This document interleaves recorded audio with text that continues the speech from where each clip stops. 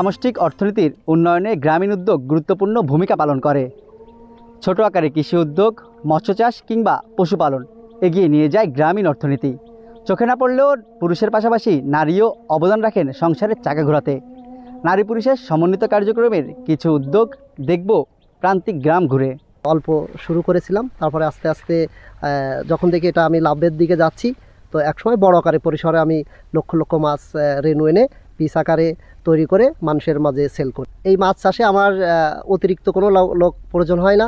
আমি নিজে হাতেই মাছ নার্সিং থেকে শুরু করে খাবার দেওয়া, মাছের পরিচর্যা, সার্বিক দিক সবগুলো দেখাশোনা করে। আর বিশেষ করে আমার পরিবার থেকে সবাই সাপোর্ট করে, আমার মা, বাবা, আমার ওয়াইফ, সবাই এই পেশার জন্য তারাও সন্তুষ্ট এবং আমাকে তারা নানাভাবেই সাহায্য করে থাকে।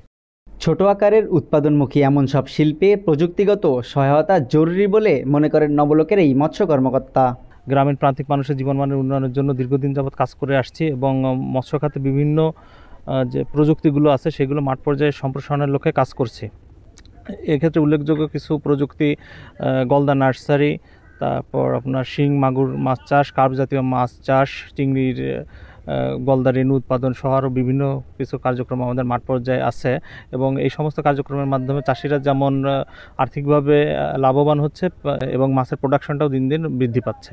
গ্রামীণ উন্নয়ন, খাদ্য নিরাপত্তা ও দারিদ্র্য দূরীকরণ সহ নানা ক্ষেত্রে গ্রামীণ নারীদের রয়েছে ছোট ছোট উদ্যোগ।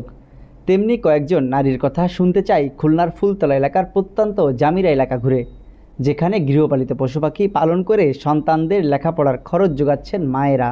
হাঁস পালন করতেছি বা আমার মুরগি আছে, এর দিয়ে এইভাবে আমি সংসারের দিকে অর্থ কিছু উপার্জন করে ছেলে মেয়ের স্বামী নিয়ে মোটামুটি সুস্থই আছি। সবাই আমাকে এলাকার লোকজন পালন করার জন্য ইচ্ছুক হচ্ছে।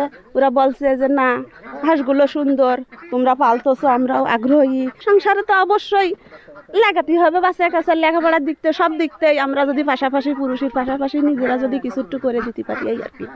সরকারি বেসরকারিভাবে পর্যাপ্ত অর্থায়ন সুবিধা ও নীতি সহায়তা এ খাতের প্রসার ও কর্মসংস্থান সৃষ্টিতে গুরুত্বপূর্ণ ভূমিকা রাখতে পারে বলে মনে করেন এদের জীবনমান নিয়ে কাজ করা বিভিন্ন উন্নয়ন সংস্থা।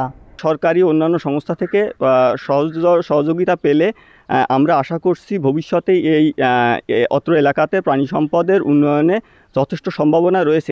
খুলনা যশোরের প্রান্তিক বিভিন্ন এলাকায় নবলোক পিকেএসএফের সহায়তায় 10 লক্ষ রেণু উৎপাদনের পাশাপাশি অর্ধশত পরিবার প্রাণী পালনের মাধ্যমে স্বাবলম্বী হয়েছেন। তানজিম আহমেদ, সময় সংবাদ, খুলনা।